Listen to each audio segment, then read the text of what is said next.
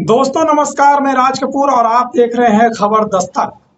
2027 के विधानसभा चुनाव के लिए सपा और कांग्रेस ने एक ऐसी गुप्त रणनीति तैयार की है जिसकी भनक किसी को नहीं है और इस पर कार्रवाई भी शुरू हो चुकी है।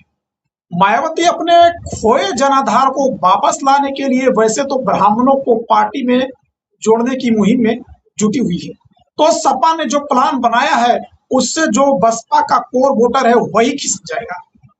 मतलब बसपा को डैमेज करने में पूरी तैयारी हो चुकी है। तो आइए बताता हूं कि क्या है चुनाव से पहले इंडिया गठबंधन की नई रणनीति, किस जाति के युवाओं पर फोकस कर रहा है इंडिया अलायंस। दरअसल कांग्रेस और सपा का ये जो पूरा प्लान है यूपी में 2027 का चुनाव फतह करने के लिए बनाया गया है। इस प्लान के तहत दोनों पार्टियां यानी सपा और कांग्रेस सामान्य सीट पर भी दलित युवाओं को प्रभारी बना रही है। जी, कांग्रेस और सपा का पिछड़े वर्ग के युवाओं पर फोकस है। भाजपा और उसके सहयोगी दल सरकार के कामकाज गिनाते हुए जातिगत समीकरण साध रहे हैं। विपक्ष भी हर सीट पर सियासी गणित बैठाने में व्यस्त है। कांग्रेस और सपा के बीच गठबंधन तो मान लीजिए कि तय है, एकदम तय माना जा रहा है। दोनों पार्टियों ने समाजवादी पार्टी और अंबेडकर विचारधारा को धार देने वाले युवाओं को चिन्हित कर लिया है। इन युवाओं को अलग अलग विधानसभा क्षेत्रों की जिम्मेदारी सौंपी जा रही है। प्रभारियों को विचारधारा से जुड़े युवाओं को जोड़ने और पीडीए को मजबूत करने का लक्ष्य दिया गया है। सपा और कांग्रेस ने कई दलित युवाओं को सामान्य सीट पर प्रभारी बनाकर एक नया दांव चल दिया है। इससे क्या होगा कि परंपरागत वोट बैंक की लामबंदी बढ़ेगी और बसपा से खिन्न युवा जो हैं वो इंडिया अलायंस से जुड़ेगी। समाजवादी पार्टी ने उचाहार में मनोज पासवान, बाबागंज में शिव शंकर सरोज और कौशाम्बी फतेहपुर में रामकरण निर्मल को ये जिम्मेदारी सौंपी। मधुबन से विनीत कुशवाहा और कुशीनगर से राहुल राज को भी मैदान में इस रणनीति के तहत उतारा गया है। कांग्रेस ने बलिया से शैलेश ध्रुव यादव, बेलथरा रोड से मुरली मनोहर, बिलग्राम से सुभाष पाल और गौरा से तरुण पटेल को युवाओं को जोड़ने का ये बड़ा काम सौंपा है। उधर बहुजन समाज पार्टी की राष्ट्रीय अध्यक्ष और पूर्व मुख्यमंत्री मायावती आगामी विधानसभा चुनाव में पार्टी का वजूद बचाने के लिए एक बार फिर ब्राह्मणों पर दांव लगाने की तैयारी में वो जुट भी गई हैं। हालांकि पार्टी के कई कद्दावर ब्राह्मण नेता लगातार बसपा का साथ छोड़ते जा रहे हैं। अंटू मिश्रा का निष्कासन इसकी एक ताजा कड़ी है। बीते एक दशक में कई ऐसे नेता बसपा से दूर हुए जिन्होंने अपनी राजनीति का ककहरा यानी एबीसीडी हाथी पर सवार होकर ही सीखा था। यह कहना गलत ना होगा कि बसपा की सियासी नर्सरी कद्दावर ब्राह्मण नेताओं से लगातार खाली होती जा रही है। देख लीजिए, साल 2007 में बसपा ने 80 से अधिक ब्राह्मणों को टिकट देकर चुनावी मैदान में उतारा था। इनमें 41 जीतकर विधानसभा पहुंचे थे। पार्टी की यह सोशल इंजीनियरिंग इतनी सफल रही कि दूसरे सियासी दलों ने भी इसका अनुसरण कर लिया। मगर साल 2017 का विधानसभा चुनाव आते आते ब्राह्मण नेताओं का बसपा से मोहभंग शुरू हो गया। मौजूदा भाजपा सरकार के उप मुख्यमंत्री ब्रजेश पाठक को ले लीजिए, इसका प्रमुख उदाहरण है। बसपा ने उन्हें सांसद बनाया, लेकिन चुनाव से पहले उन्होंने भाजपा का दामन थाम लिया।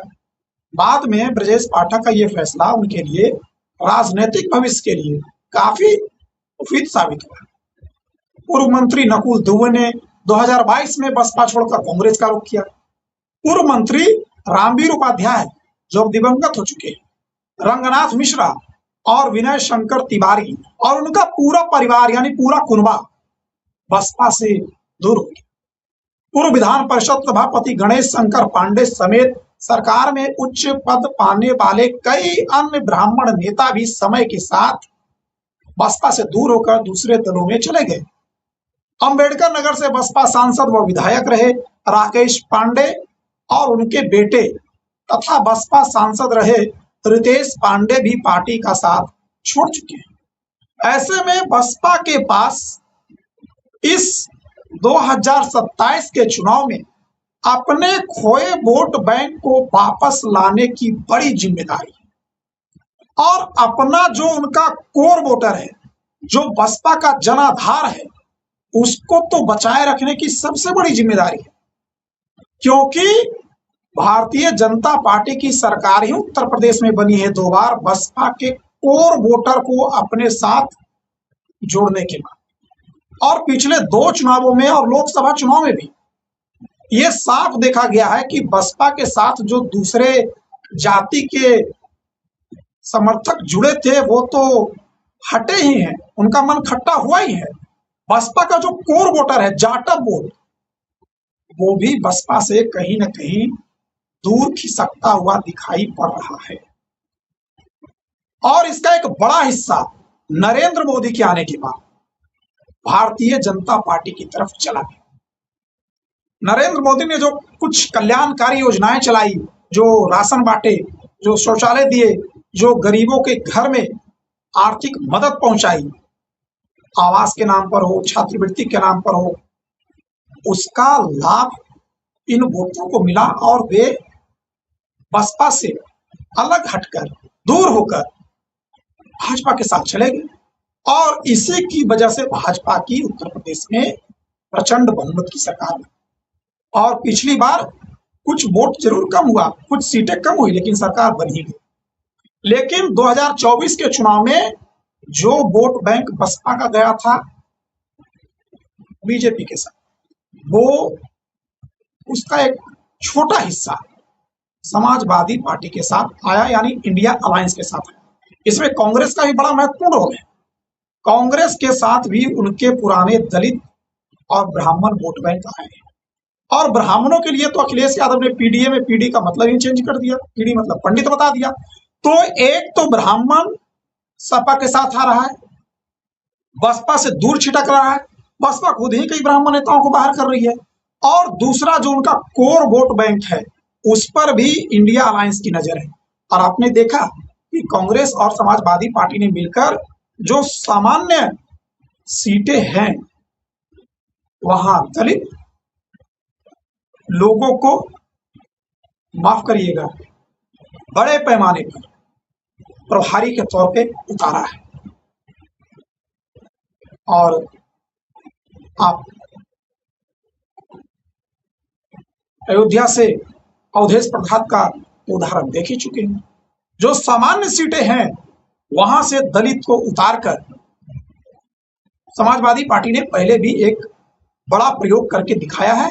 और उस प्रयोग की कड़ी को आगे बढ़ाते हुए 2027 के विधानसभा चुनाव में इंडिया अलायंस बसपा के कोर वोटर को, या कहिए कि दलित वोटर को, जो भी दलित किसी और पार्टी में भी है, उनको इंडिया अलायंस के पाले में लाने की भरसक कोशिश कर रहा है। और इस कोशिश में अब कितना कामयाब होती है ये तो भाई चुनावी नतीजे बताएंगे, लेकिन फिलहाल माहौल तो बनता हुआ दिखाई पड़ रहा है। बाकी मिलते हैं किसी और वीडियो में, तब तक के लिए हमें इजाजत दीजिए। इस वीडियो में इतना ही। नमस्कार।